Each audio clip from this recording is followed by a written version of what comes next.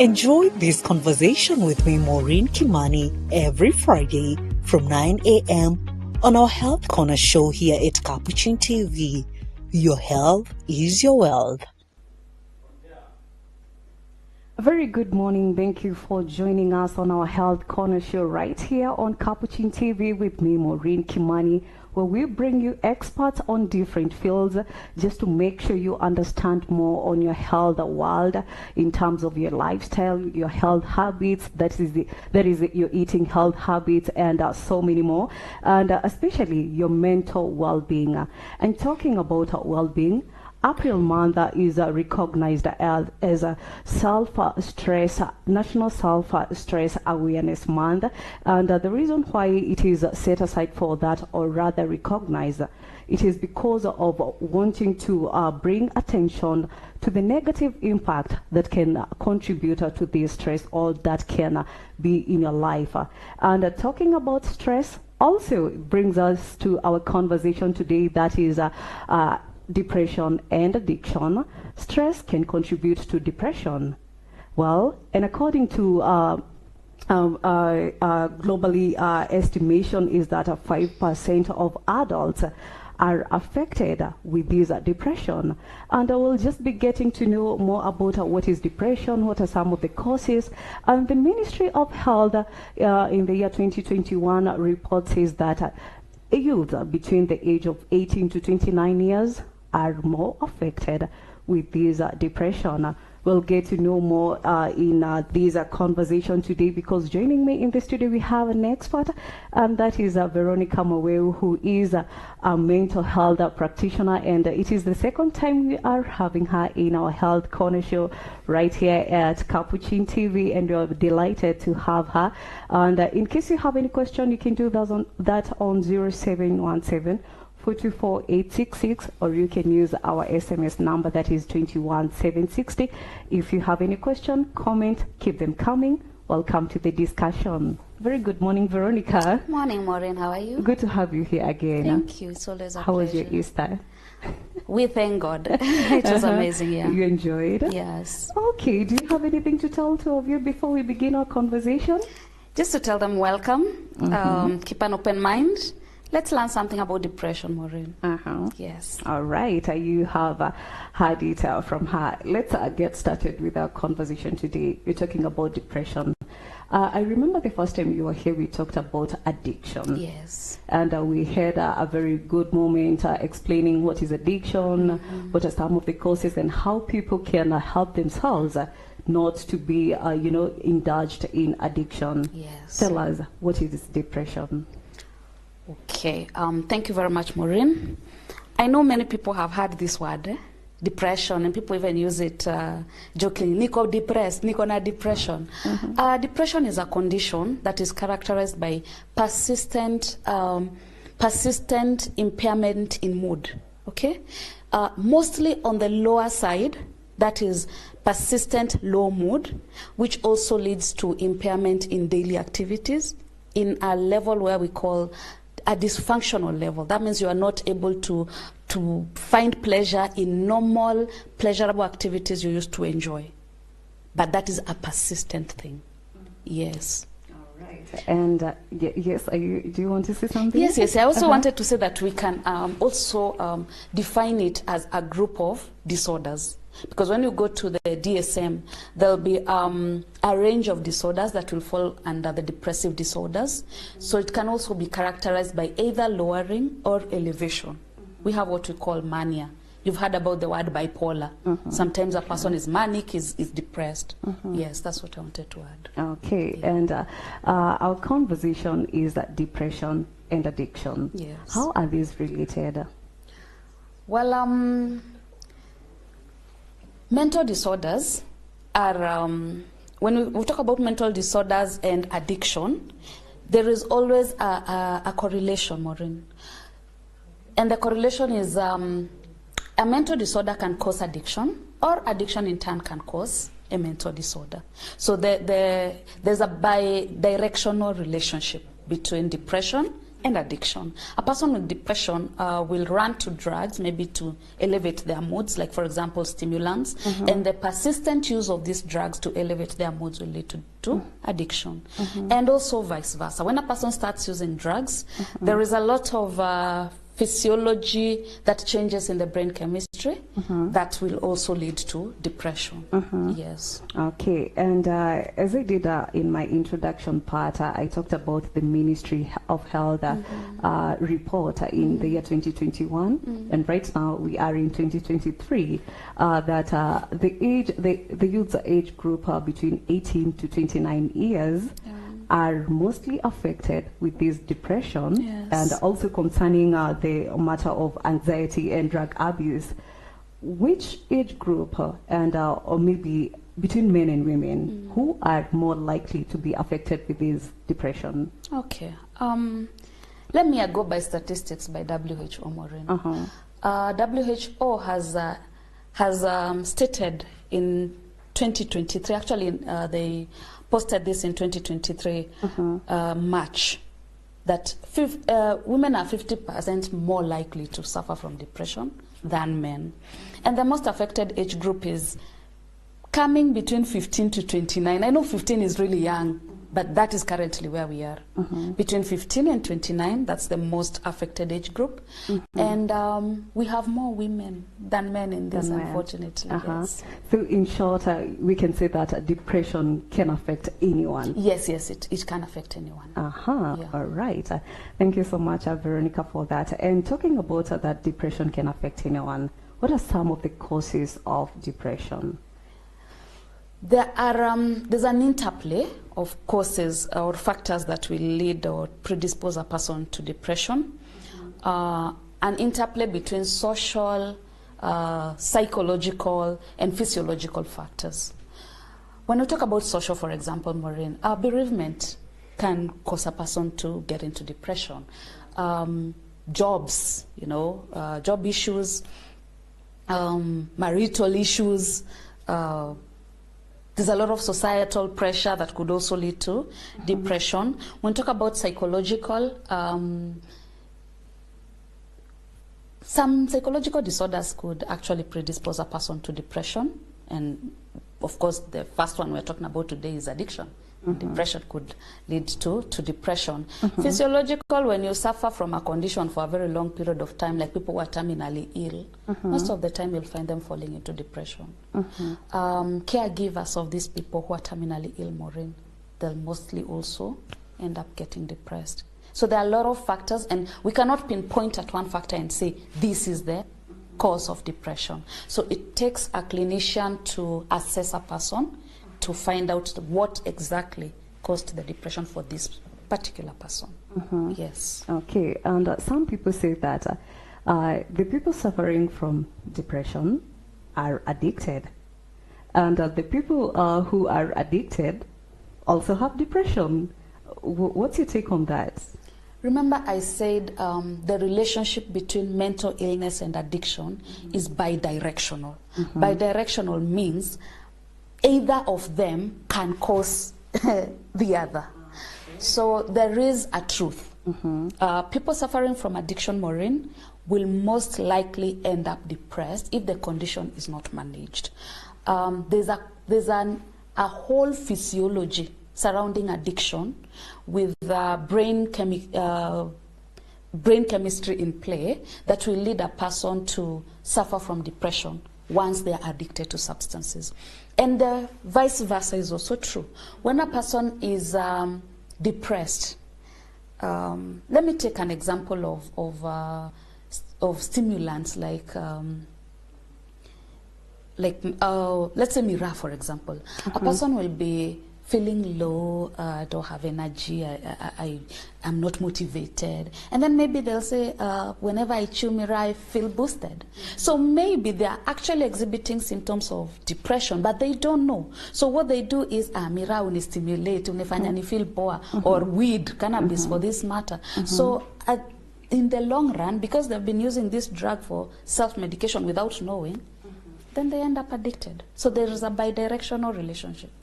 Yes. Okay. And let me just, I watched a documentary on depression and addiction. And one of the victims was talking about she was getting very moody, even in front of the colleagues, the friends, the family. You don't understand your emotion. But later on, she found out that she was depressed. Can someone being moody all the time mean that she or he is having depression? How we assess depression, and according to the DSM is our manual. We call it the Diagnostic and Statistical Manual of Mental Disorders, which is adopted globally. So according to the DSM, we have criteria for assessment for depression, and we run a person through that criteria. Okay, these symptoms must have been persistent for over a period of 2 weeks. So today, Maureen, if you just wake up and you're very moody, and tomorrow you're moody, and the day after that you're moody, we'll not classify you as depressed. Of course, there must have been a period that has elapsed, and there are those specific symptoms that also must be in the category of the symptoms that you've been exhibiting. Of course, one of them is the persistence in the low mood. Okay, and the second one is that diminished interest in activities that otherwise you used to find pleasurable. Maureen, a depressed person will start even taking a shower is going to start becoming a problem. Even just communing with other people, just sitting there, maybe even talking, is going to become a problem. A person who was very jovial in front of people, all of a sudden, they don't even want to be with those people. But as I've told you, these symptoms must have persisted, because there are also other reasons why mood can change. Biological. When periods, women go through menstruals, they will be moody. So there must have been a persistence, and we rule out all other causes as to why that mood is there. Yes. And there's a perception that depression can be hereditary. Yes. Is it true? There is a high correlation between genetic factors and mental illnesses. There was a study by the National Institute of Health in America. They posted this in their journal called The Fourth Psychiatry. This was in 2018. And they had conducted studies on families and twins, okay? And there was a very high correlation between genetic factors and depression. So that means if there was a history of depression in your family, then you come for a clinical assessment. We will definitely take that into consideration, okay? But also remember, in the issue of genes, not everybody gets it. So again, we must run assessments clinically to ascertain that you have depression. But yes, there is a correlation. All right. Yes. And what are some of the categories of depression? The most common depression that people talk about is called the major depressive disorder in the DSM. Okay, currently we are in DSM-5, so it's called major depressive disorder. But there are also other categories of depression. Remember, I told you we can define it as a group or as a group of disorders. So we can have inside there bipolar mood disorder, we can have mania, and then we can have this major depressive disorder. And under the major depressive disorder, there are small subcategories in it. We have postpartum depression inside there. This is the kind of depression that women will suffer after giving birth. Sometimes there is that situation where a woman is depressed after giving birth. We have melancholia sometimes. We have anxieties. Some categorizations will also put some anxiety inside there. So there are subcategories, but the major one we talk about is the major depressive disorder. And mostly its endpoint is suicide. Yes. Okay, and we talked some of the signs and symptoms of depression. Apart from the behavioral changes, do you have any other signs and symptoms? Yes, we We can look at depression in very many areas of a person's life to ascertain if this person is presenting with depression. So we can even start by looking at the mood. Of course, we've defined and we've used the word mood in it. So how is this person's mood? Okay, are they happy? Are they sad? Are they withdrawn? Are they anxious? Are they extremely elevated, joyful, and all that? We can look at a person's even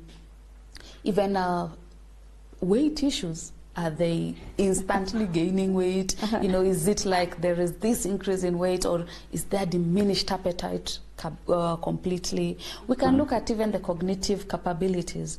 Is concentration reduced or diminishing, you know? So we have several categories where we can pinpoint and say, okay, this category and this category and this category, we can see there is a sign that this person is depressed. Yes. All right. And how can one identify depression? That is your friend, your family member. How can one maybe help them to identify that they have depression or they need to seek help? Maureen, allow me to read something from the DSM, because this will also help our viewer okay, to identify if their loved one is depressed, okay? We have around 7 criteria that we look at and we'll say, okay, now here we have depression. But at least if 5 of these symptoms exist within a span of 2 weeks, we are going to rule in that there is depression here. So number 1, depressed mood most of the day. Nearly the whole day, you just low. Marked diminished interest, as I said, in daily activities, things you used to find pleasurable, even taking a shower, even brushing teeth. It's not there anymore. Significant weight loss when not dieting, or significant weight gain without explained causes. A slowing down of thought and a reduction of physical movement. I've seen situations or cases where a person just wants to be in the room, Maureen, with drawn curtains, no lights, no nothing. Just want to be inside there. And you can even find a person wearing black shades inside the house. You know, black shades are for outside. Outdoor events. Extreme fatigue, unexplained fatigue. You just feel so tired. You don't have the energy. We have feelings of worthlessness or excessive or inappropriate guilt nearly every day. Maybe something happened in the life of a person a very long time ago. They are still very guilty about it. They are always constantly feeling worthless. They can even verbally articulate this, Maureen. I'm a nobody. Nobody loves me. Nobody cares for me. Nobody will be concerned even if no one cares. Yes, no one cares. Diminished ability to think or even concentrate, or being very indecisive. You just find yourself you're not able to make a decision. You go to a clothes store, Maureen, and you take forever to decide, is it this one or is it this one? But I think that one happens to every lady, of course. And finally, as I said, that is why women are 50% more likely. Okay. I don't know, I'm just saying. And then we have the recurrent thoughts of death. And remember I said that major depressive disorder could easily lead to suicide. So there is this recurrent feelings or thoughts about death, and without any specific plan or a suicide attempt. Maureen, allow me to define depression to the layman's language. You've ever seen a pit, shimo. So depression is like falling, and once you hit the rock bottom of that pit, you're committing suicide. So it is like you're in this pit, because once we start treating a person for depression, it's like you're pulling them. Ni kama unamtoa kwa shimo. You're pulling them. They don't have the energy to climb out themselves. So it's like you're pulling. Yeah. Wow. Okay, and I think with that, Veronica, we're going to take a very short break. And one thing I'd like to say, depression is real, and people need to pay attention to their feelings. Yes, yes. And with that, let's take a very short break. We'll be right back with this conversation of depression and addiction with me, Maureen Kimani, right here on our Health Corner Show with our guest, Veronica Maweu, who is a mental health practitioner. Stay tuned.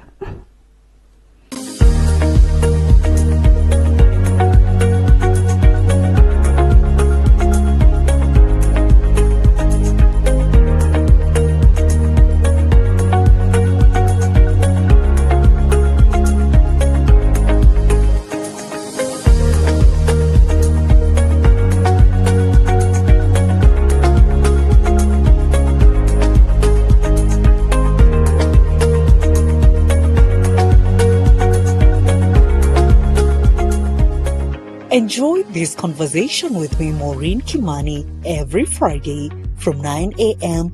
on our Health Corner show here at Capuchin TV. Your health is your wealth. Capuchin TV, kitambulisho Katoliki.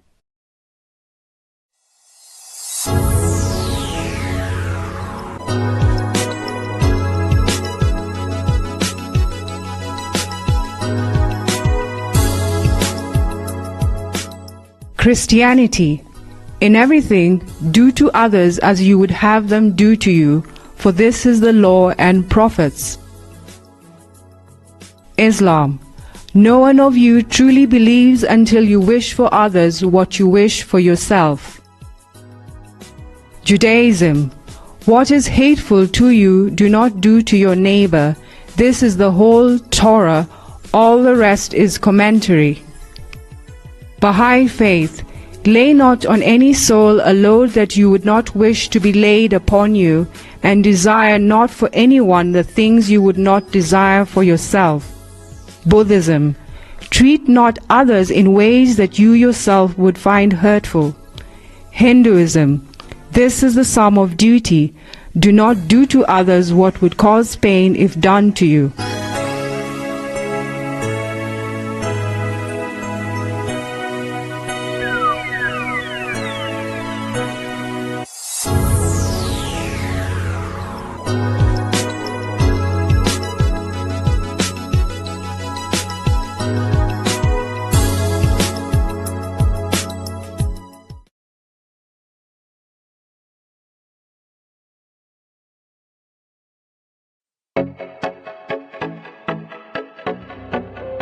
Amri za Mungu.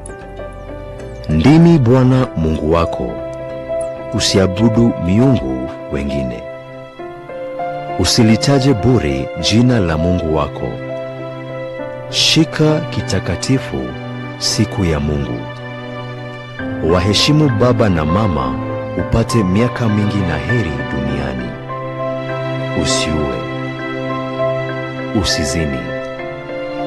Usiibe. Usiseme uongo. Usitamani mwanamke asiye mke wako. Usitamani mali ya mtu mwingine. Amri za Mungu. Kupata amri za Mungu. Kama sikiza tune yako, bonyeza neno sikiza likifuatwa na nambari 738-10251.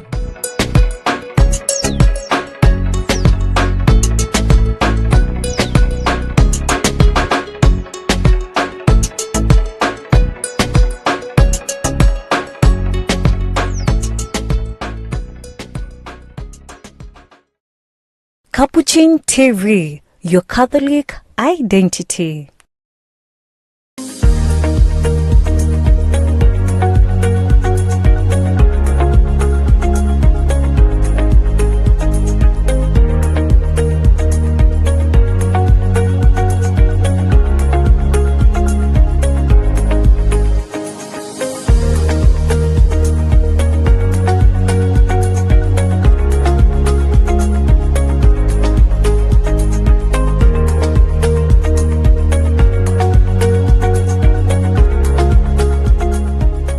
Enjoy this conversation with me, Maureen Kimani, every Friday from 9 a.m. on our Health Corner show here at Capuchin TV. Your health is your wealth. Welcome back, dear viewer, to our Health Corner show right here on Capuchin TV with me, Maureen Kimani. And joining me is our guest, Veronica Maweu, who is a mental health practitioner who is helping us to understand more about depression and addiction, of which we have been able to see some of the causes in our first part. And this part we're going to talk about can one know, or maybe can one be able to have a depression and not even tell? And is there any cure? Is there any medication, that one should use? And how can we help those ones who have depression in our society, in our family? And thank you so much for joining us again. Welcome back, Veronica. Thank you, Maureen. Yes, let's now continue with our conversation on this depression. Mm-hmm. Can someone be unaware that they are having depression? Yes, Maureen. Unfortunately, yes. Mm-hmm. And what are the chances? What are the chances? Higher percentage? How would you From describe my it? clinical experience, Maureen, Yes. There's a high chance that a person has depression and they don't know. One of the things we are lacking in society is self-awareness. So most people don't even know themselves. Mm-hmm. So when a person doesn't know themselves, they cannot know when they are deviating from their norm. So yes, a lot of people can have depression and not even know. Mm-hmm. Yes, especially in the early stages, because we also classify depression in a category of mild, moderate, and severe. Mm-hmm. So even on the onset, it's very easy for a person not to know. Uh-huh. Yes. All right. And I think I mentioned that April is recognized as National Stress Awareness Month, mm-hmm. and that stress can contribute to depression. Yes. And can depression cause forgetfulness? Because once you are having stress, sometimes you tend to forget. What's your take on this? Stress can contribute to forgetfulness according to studies, especially short-term memory. Yes. Mm-hmm. So studies have shown that a person with depression could be mm-hmm. a bit more forgetful. Mm-hmm. Yes. Wow. So what should people do once, because there are those people who just forget. It's just a norm. Like, asinilisa bana, unanipea pressure. So how can even people do to make sure that this forgetfulness, it's not part of their life? Because I know sometimes it just happens, because I'm sure even yourself, you've ever experienced that. Uh-huh. There's nobody who is psychologically perfect. So yeah, from time to time, forgetfulness could occur. It could also be a symptom of other disorders, not necessarily depression. There could be a lot of other symptoms, mm-hmm. Other disorders, of course, that forgetfulness is one of the symptoms. Mm-hmm. So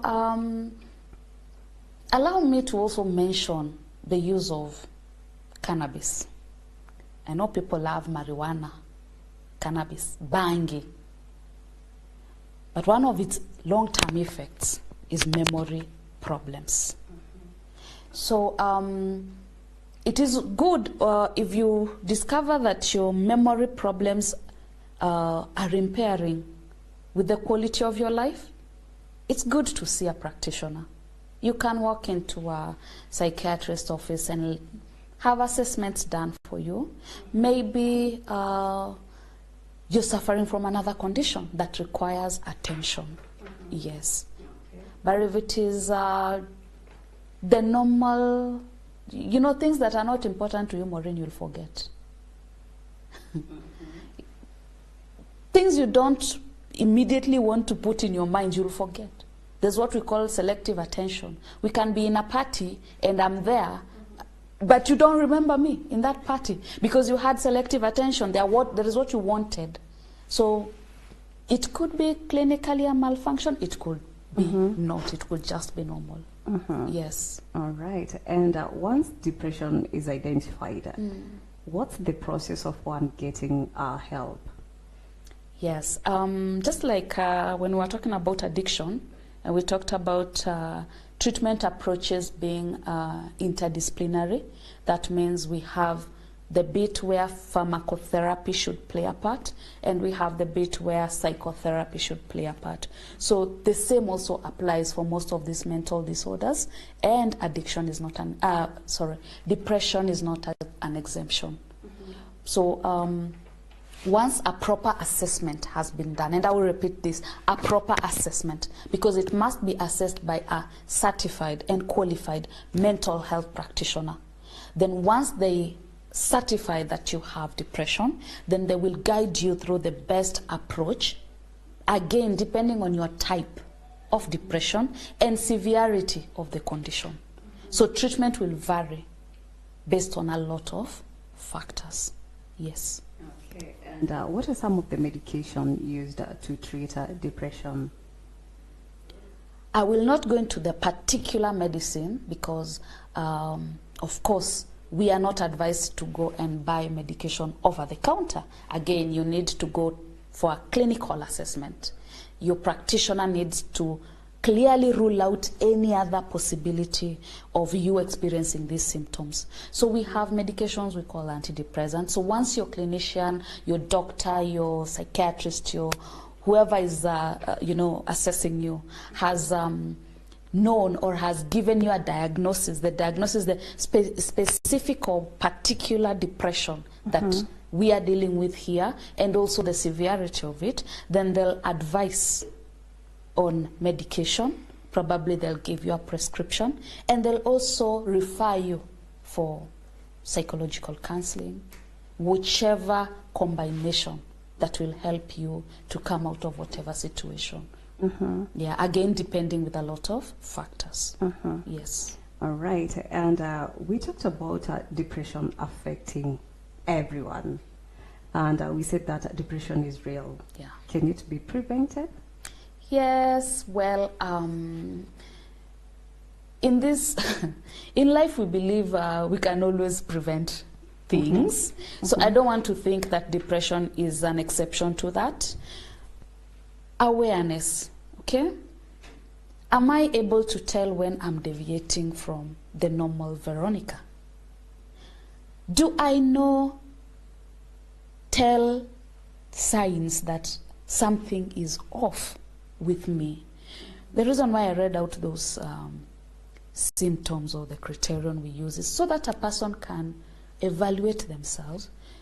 Remember, the DSM tells us if 5 of or more of these symptoms occur, in a span of this period of time, then there is a high probability that you're depressed. But again, you need to go for a clinical assessment. So prevention could start with creating awareness, also creating a conducive environment, not only in our homes, but even in our workplaces, in our friendship circles.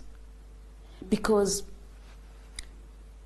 one thing that is coming out in this generation is a lot of people don't have family time. We don't have time to sit down and talk. So a member of family could actually be depressed and we don't know. Si tunamwonanga akitoka anaenda asubuhi. Alafu anarudingi jioni, maybe alikamata chupa moja barabarani amekuja amelala. Or it is a friend. We don't hear from them. They're just maybe posting things on social media statuses. We don't pay attention to keenly look at, Maureen used to post joy, happiness, and all of a sudden nowadays Maureen is posting, you only live once.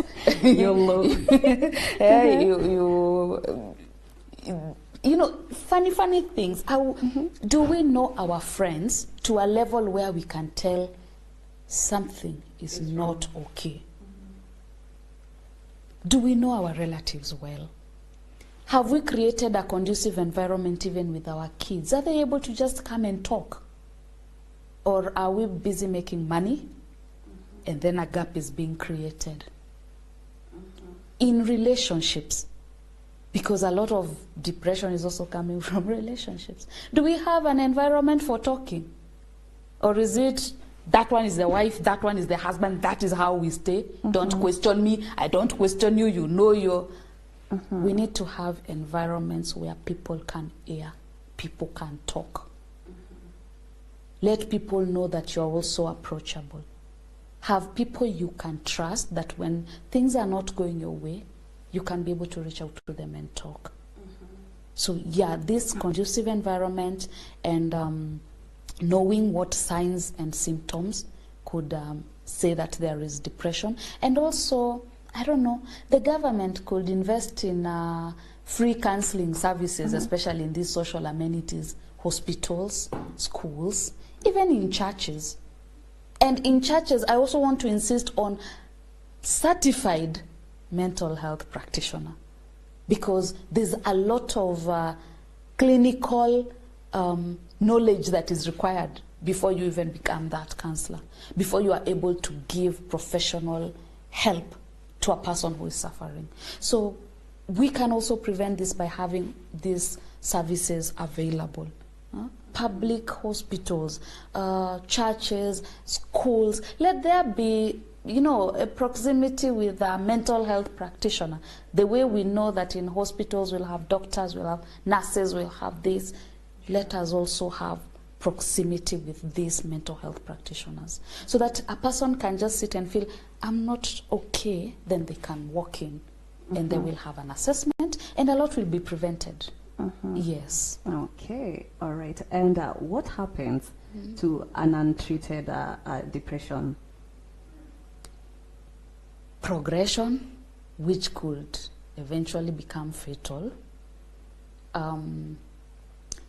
Depression, just like any other condition, has what we call pathogenesis. It is like the journey the disease takes from when its onset to maybe its end, whatever it will do at the end, if it is fatality. So if depression is untreated, definitely there'll be progression. And if this progression goes to the worst case scenario, I've told you most of the time, suicide ideation and attempts could eventuate from it. So progression, yeah. And there has ever been some very few cases or even many cases that a person was assaulted when they were very young, but when one grows up, that thing still affects you, and actually you feel, you know, you hate yourself, you feel you're not worthy, and all those kind of emotions fill you. What should people do? Because we say, for example, one was assaulted by one of their relatives, and you don't even feel he's your uncle, he's your dad. There's no way you will live with this person for the rest of your life. Yes. You don't want to make them feel bad, but you have your own life. Yeah. What happens to a person like that, and how can they get help too? Unfortunately, Maureen, this thing starts when people are very young. So sometimes a 10-year-old, you see, for a grown-up, you can go and maybe talk even with a friend. But most of the time, these assaults will happen to kids. So kids, if you did not create that conducive environment at home for talking, you know, the family is the basic unit of socialization. And how you make the environment at home be, that is how the kids will look at even life later on when they are grown-ups. So if they have this environment to talk, then they can talk then, and they'll tell you, mommy, something happened, or daddy, something happened. But if they don't have that room, they will of course grow with these feelings of worthlessness, feelings of guilt even, because most assault victims will always carry the guilt. I was the one who was in a bad place at a bad time. So if there is no room for talk, of course this will grow up with them, and it could eventually lead to depression.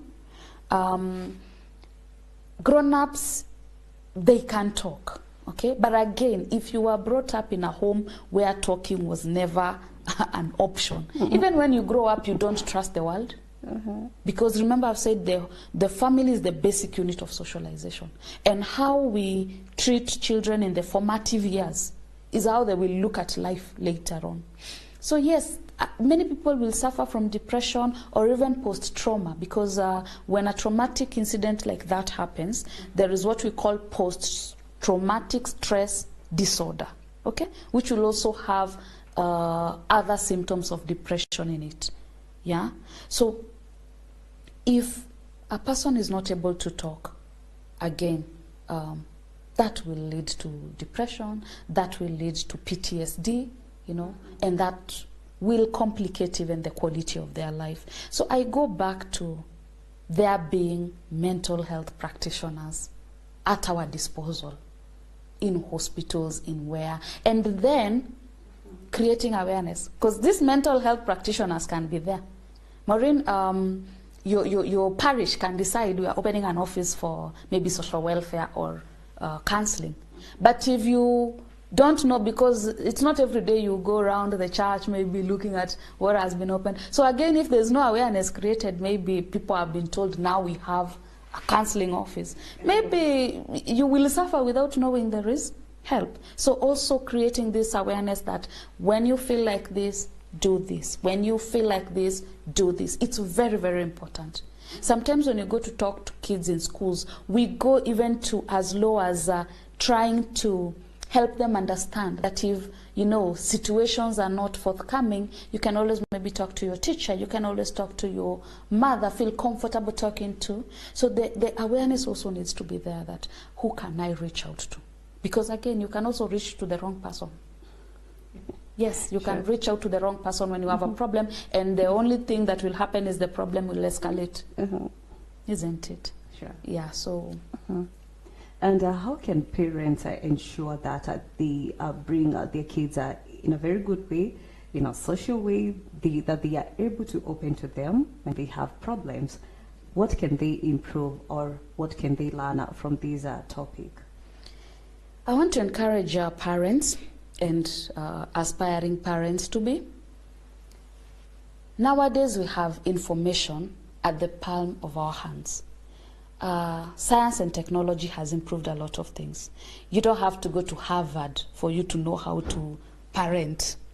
And times are changing.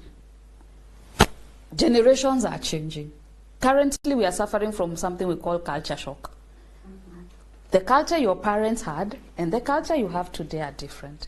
So we are suffering from culture shock, and this is also affecting the young people growing. So I'd encourage parents, let's go online. Let's also try and read a little bit more about parenting and parenting in the 21st century. It is also going to help us deal with our own issues that could affect how we parent. So let us try and equip ourselves with more knowledge. I would also encourage maybe churches to maybe invite these speakers who come and talk about parenting, who come and talk about, because some people are becoming parents before they are ready to become parents. They didn't expect they would be parents. All of a sudden, children are here. They have still not finished their hyper jubilant periods of life. So let us create awareness. Let there be talks on parenting, and let us also go and read more. Let us be interested to know, how do we parent these kids of this specific generation? Yes. All right. We see that information is power. Depends on how you go about it, because sometimes it can break you, it can build you too. All right. And I don't know if you have something else to say before we close the show. Your parting shots? Okay. My parting shot is depression is real. Depression is real. It has affected so many other people. It has also caused fatalities, unfortunately. Pay attention to your friends. Pay attention to your loved ones. Pay attention to people around you, you know, and pay attention to yourself. And I also want to mention that to us who are Christians, the Word of God is there for us. And sometimes when I look at the Bible, I look at it as, it's like a manuscript for treatment. You know, there's all these solutions in the Word of God. So I also want to encourage people to let us read the Word of God more. It could also prevent, it does prevent these conditions we're talking about, and especially depression, and it does also treat. The Bible says no word that God sent to us that will go back to him empty-handed. He's also told us in the Bible that by his stripes we are healed. So for us Christians, we have solace in the Word of God. So I also encourage us to read the Bible, let it speak to us, let the Word get into us, and a lot of improvements even in life. I have experienced it. So there are a lot of improvements in life that will come from just understanding the Bible. And let us also seek professional help where we feel like we really need to seek help. Yes, Maureen. Amazing. I don't think I'll have to add anything because you have exhausted on everything on depression and addiction. Thank you so much, Veronica, for always making time, for being here to enlighten our viewers and to help them know the well-being, mental wellness, and even how they're supposed to live their lives. And thank you also for sharing Word of God. It's good to read the Bible. And actually, the doctors say they treat, but only God who heals. Yes. Yeah, and with that, we are closing our show today. Thank you so much to you, our viewer, for tuning in. Thanks to the people that have been behind the scenes. We have Eric Otieno, we have Charles Marbaton, Sammy Bor, and Calvin Zisa. Thank you for making this show a great achievement for us and to our viewer. Thank you so much. May God bless you. See you next time. My name is Maureen Kimani, and our guest has been Veronica Maweu, who is a mental health practitioner. Bye-bye.